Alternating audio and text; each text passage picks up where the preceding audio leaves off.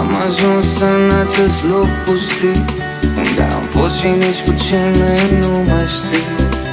Eu cel de ieri nu își imagina că voi ajunge să am o insulă doar a mea. Dezamăgit de prea multe ori, în locul unde nu ajung scrisori. Dar m-am grăbit din prostie, nu m-am gândit cine m-ar iubi pe o insulă pustie.